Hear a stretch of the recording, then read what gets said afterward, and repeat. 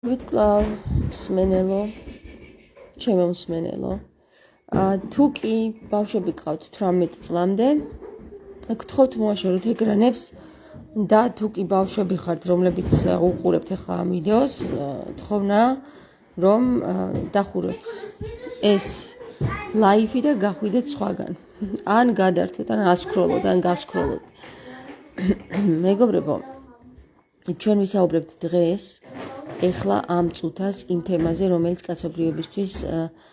არის მეტად შემაშფოთებელი, რადგან გერმანულ მედიაში უკვე გაჟღერდა, რომ მიკროპლასტმასი აღმოჩენილია პლაცენტასა და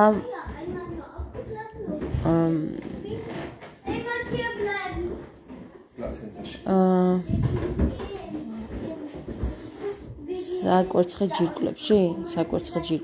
მამაკაცის საკვერცხე ჯირკვლებში. ბავშვებო, ერთი წამით დედიკო, გარეთ გადით იქ ითამაშეთ და მოვალ ახლა, ხო? გთხოვთ. ეხლა რას წარმოადგენს ეს საკითხი, როდესაც მიკროპლასტმასი უკვე დაფიქსირდა პლაცენტაში და ესე იგი საასქესო ჯირკვლებში, მამაკაცის საასქესო ჯირკვლებში, ეს იმაზე მიუთითებს, რომ მალე კაცობრიობა დაკარგავს შობადობის უნარს. პლასტმასის ორგანიზმში შესვლა მით უმეტეს ჩვენს უჯრედებსა და უჯრედულ მოლეკულის დონეზე ჩვენს პლაცენტასა და გონებაში შეღწევისას ხდება, ესე იგი, ალცჰაიმერის დაავადებები,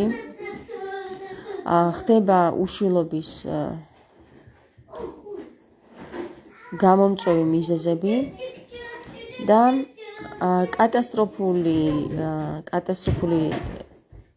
დოზით არის თუ კატასტროფულად იზრდება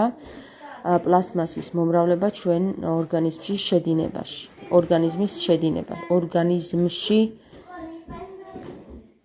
ორგანიზმთან შედინებაში?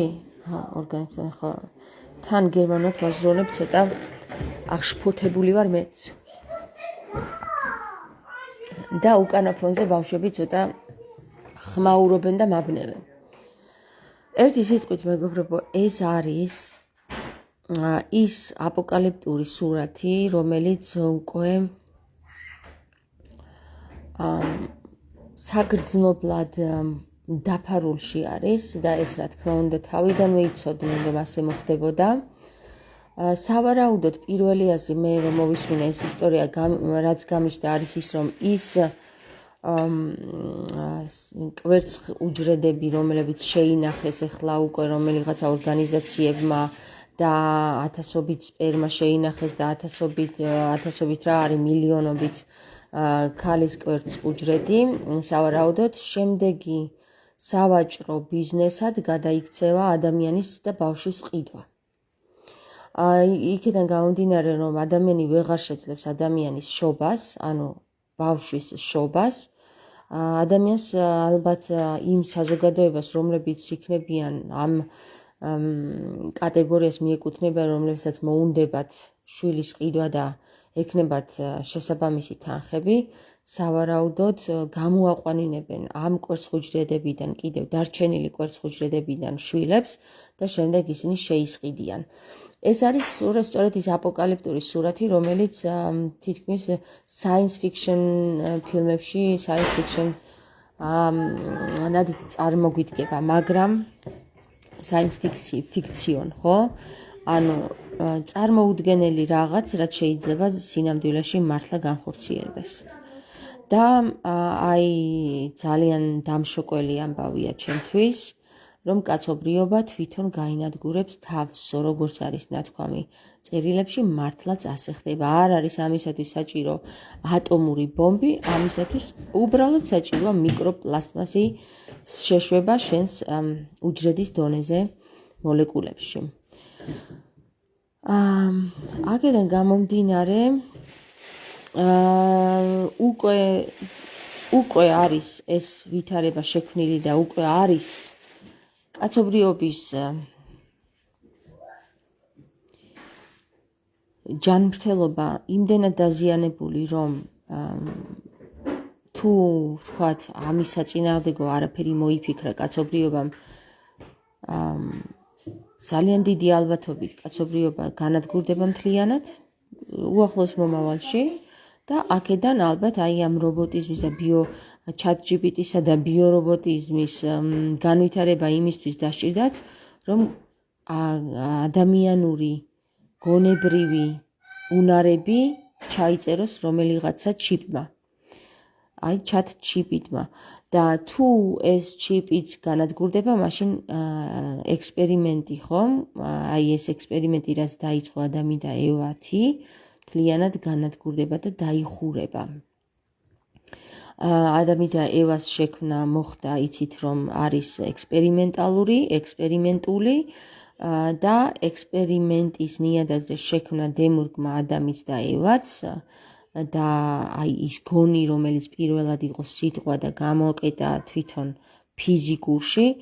ახლა ამ ფიზიკური სხეულის განადგურება არის დაგეგმილი, ვთქვათ, თუ მოფიქრებული, თუ გამოწვეული, ამას პრინციპში მნიშვნელობები აღარ აქვს. ფაქტის სახეზია, უკვე განადგურებისკენ მიდის კაცობრიობა და ეს იქნება უახლოეს 100 თუ 200 წელიწადში. შეიძლება კიდევაც უფრო მალე. თუ არ მოხდა მანამდე ისეთი სასწაულებრივი მოვლენა, როგორიც არის იესო ქრისტეს გამოჩენა ზეციური სამყაროდან და აი ამ 154,000 ადამიანის რჩეულის ამორჩევა, ანუ პირდაპირ მნიშვნელობით გადარჩევა და გამარგვლა იმ ხალხისგან, რომელი ხალხიც არის უუნარო, სიცოცხლის უუნარო და რომელიც ხალხიც არის სიცოცხლის უნარიანი. სიცოცხლის უნარიანობაზე და სიცოცხლის უუნარობაზე მე ხშირად ვსაუბრობ და ეს დიდად არ მოსწონთ უკვე დაპლასმასებულ ხალხს, თუმცა ამას მნიშვნელობა არ აქვს იმისათვის, რომ ჩვენ სიცოცხლის უნარიანი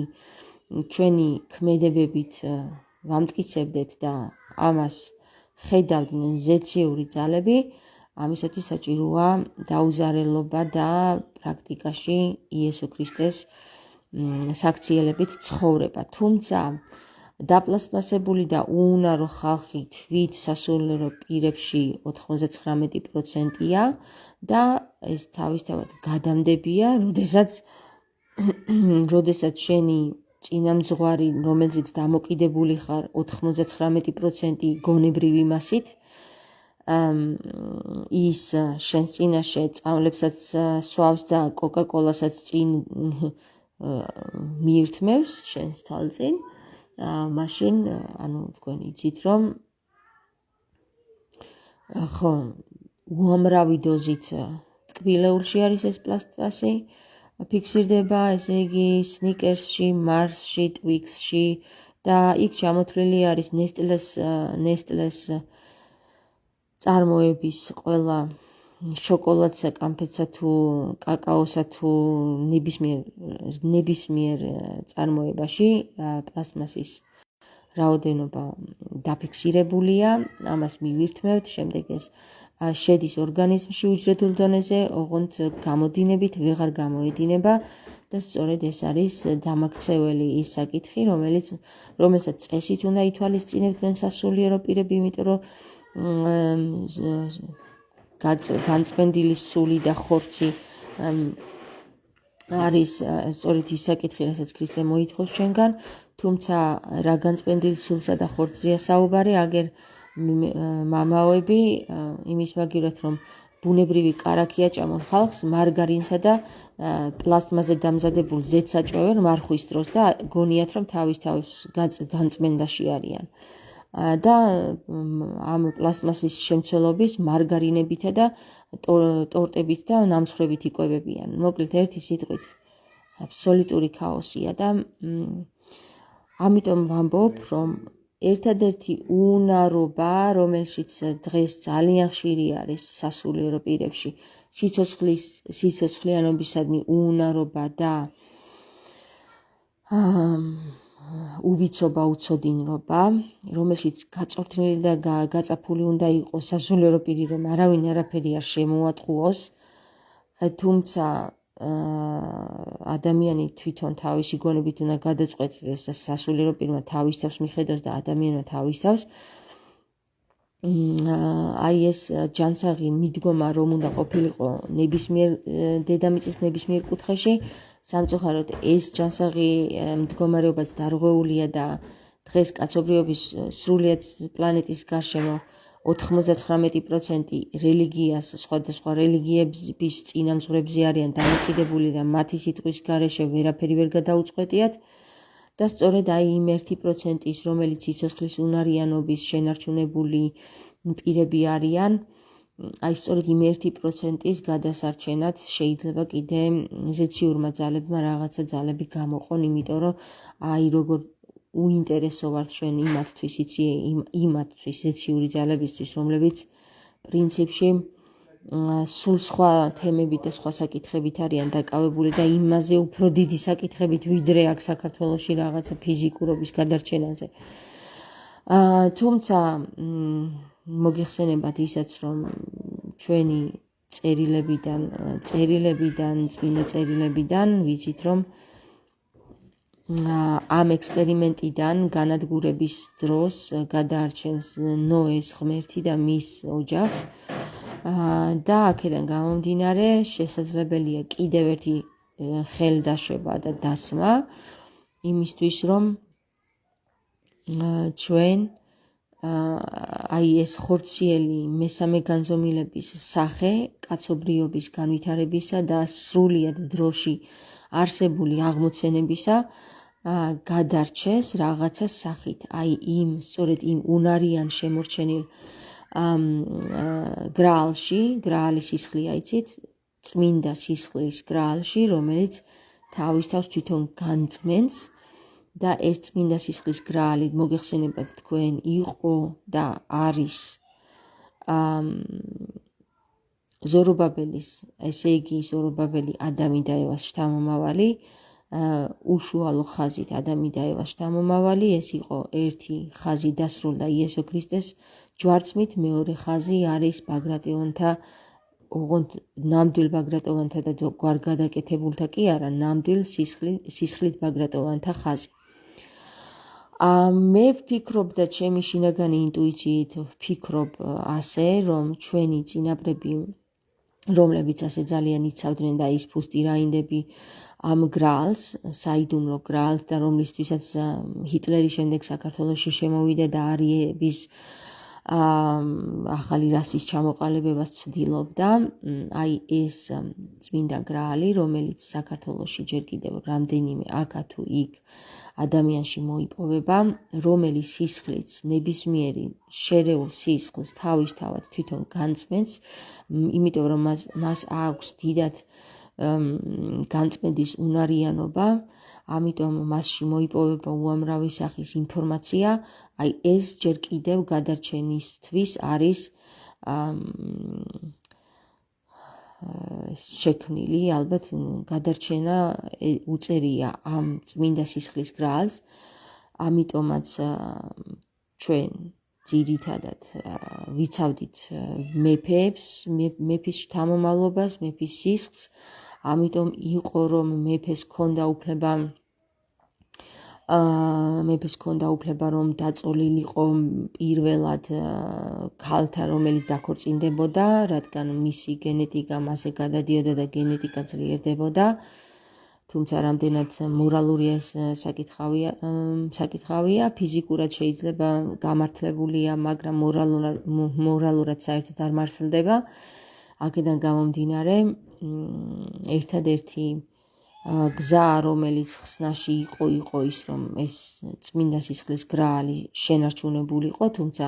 თქვენ იცით, რომ რომელიღაცა დარეხვილ წელიწადს უკვე ესეც წაერთვა კაცობრიობას და სრულიად განადგურება მოჰყვა შემდეგ ბაგრატოვანთა სისხლის წარმომადგენლებს, თუმცა ძალიან ბევრი გადაიმალა და გადარჩა, ძალიან ბევრი არ იცოდნენ, რომ იყო ბაგრატოვანთა წარმომადგენლები და გადაკეთებული გვარებით ასე გადაირჩინეს თავები და მე არ მინდა ის თქვა, რომ ბაგრატოვანთა შტო გადარჩება მარტო, არამედ მე მინდა ის გითხრათ, რომ ნებისმიერი ქართული სისხლი, ვისაც გააჩნია წმინდა სისხლის ქართული, რომელიც იყო ქართულ ტერიტორიაზე, იცოდეთ, რომ ამ ადამიანებზე ძალიან დიდი მოთხოვნა წამოვა. შესაძლო არის, რომ ამ ადამიანების მოტაცებაც მოხდეს, ამ ბავშვების მოტაცება მოხდეს, ასეთი ბავშვების მოხდეს აი ამ წმინდა სისხლის, იმიტომ ხდება ასეთი გენეტიკური გამოკვლევები ახლა სრულიად მსოფლიო რომ თავისი ხელით უხდის თანხებთან და დიდი დატენ ბანკი იტვირთება, სად ვინ და როგორ არის და რა წარმომადგენელია და თავისი ხელით უწყობს იმ დიდ ორგანიზაციას ხელს, რომელიც დაკვირვებებს აწარმოებს ამხელა მსოფლიო მასშტაბით და თანაც ისეთ რეკლამას აკეთებს, რომ შენი ხელით გახდებინებს ფულს, შენი ხელით გაგზავნინებს იმ მონაცემებს, რომელიც არის შენს გენეტიკაში ჩაწერილი და აი ასეთი მართლაც მეცნიერი და გამოშტერებული ხალხი არ ვიცი როგორ რატო ვერ ხდება ამ ყველაფერს, მაგრამ თავისი ხელით ითխრის საფლავს, რომელიც ხელს უწყობს აი ამ გენეტიკური გამოკვლევის კვლევებს და თავისი ხელით აგზავნის თავის ნერწყვს ამ საზოგადოებასთან. მე მაგალითად ვფიქრობ, რომ ეს ყველაფერი ზემოთ იმ ფენებში, სადაც ხალხს როგორც ხრებს უყურებენ და როგორც ბიომასას ისე უყურებენ, ძალიან კარგად იციან საზოგადოება რისკენ მიედინება. ეს არის დიდი ექსპერიმენტების ერთი დიდი პლანეტა დედამიწა და ამ ექსპერიმენტებში მონაწილეობას ვიღებთ ზოგნი ჩვენი ხელით და ჩვენი სურვილით, ჩვენივე ინტერესებით და ზოგნი უვიცად და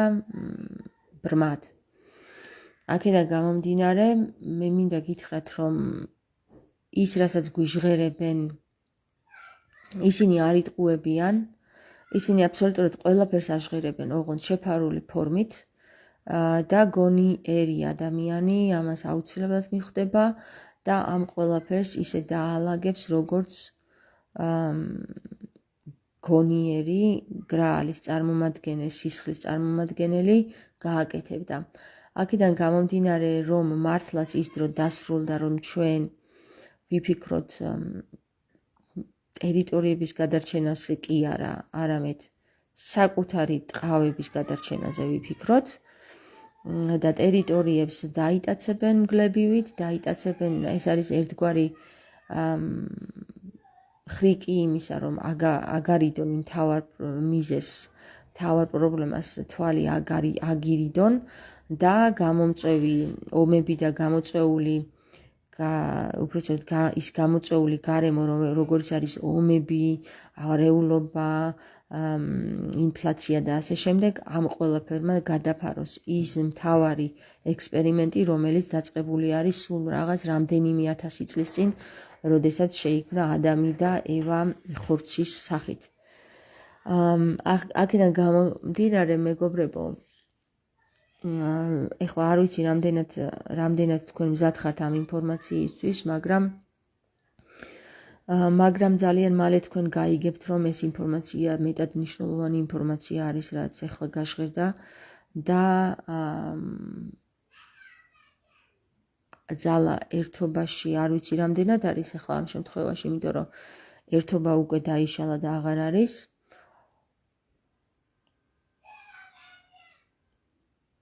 უბრალოდ ერთადერთი ის დამრჩენია, რომ როგორც ქრისტე ამბობდა, ვისაც ყურია გაიგებს და ვისაც თვალი აქვს დაინახავსო და მართლაც რომ ასე უნდა ვისაუბროთ გონიერმა ხალხმა. ასე რომ ვისაც ყური აქვს ესმის და ვისაც თვალი აქვს ხედავს, დანარჩენები ბრმა და ბიომასა არის. მადლობა ყურადღებისთვის, გემშვიდობებით.